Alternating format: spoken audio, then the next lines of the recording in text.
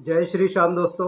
आपके दोस्त का नाम राजेश सिंह परिहार। जैसे कि आप सभी जानते हैं कि हम XAUUSD, देन उसके बाद में बिटकॉइन, देन उसके बाद में इथेरियम, देन उसके बाद में सिल्वर, और इसी के साथ में हम निफ्टी का भी डेली बेस पे एनालिसिस करते हैं। और ये एनालिसिस सिर्फ और सिर्फ एजुकेशनल पर्पस से होता है, इसीलिए डिस्क्लेमर हमेशा याद रखिए, सब्जेक्ट टू मार्केट रिस्क। तो दोस्तों 20 फरवरी को क्या हुआ था वो देख लेते।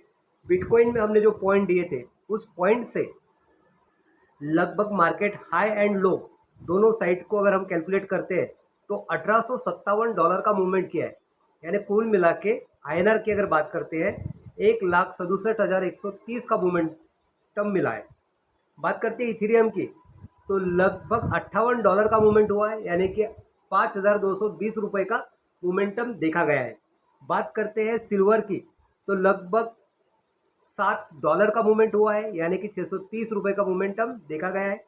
बात करते हैं गोल्ड की तो लगभग $126 का मोमेंटम देखा गया है, यानी कुल मिला के 11,340 का मोमेंटम देखा गया है हमारे पॉइंट से।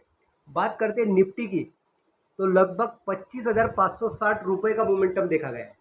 तो दोस्तों कल यानी कि मंडे, यानी कि वीक का पहला दिन 23 फरवरी 2026 को मार्केट का मोमेंटम क्या रहेगा ये देख लेते हैं।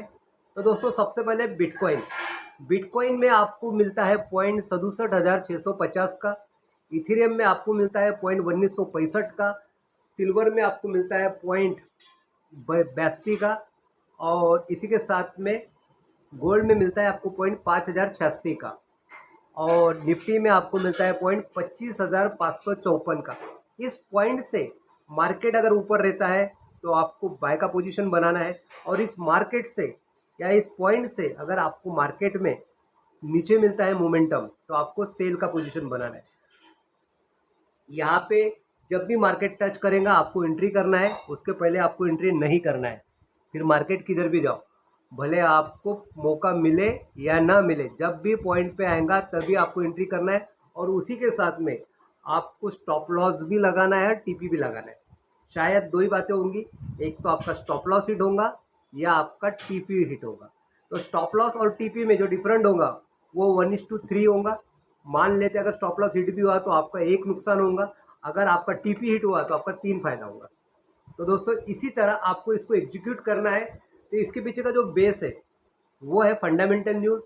तो शाम को FOMC का मेंबर्स पिक का मिनट्स मीटिंग है, उसमें शायद कुछ मार्केट वोलेटाइल हो सकता है।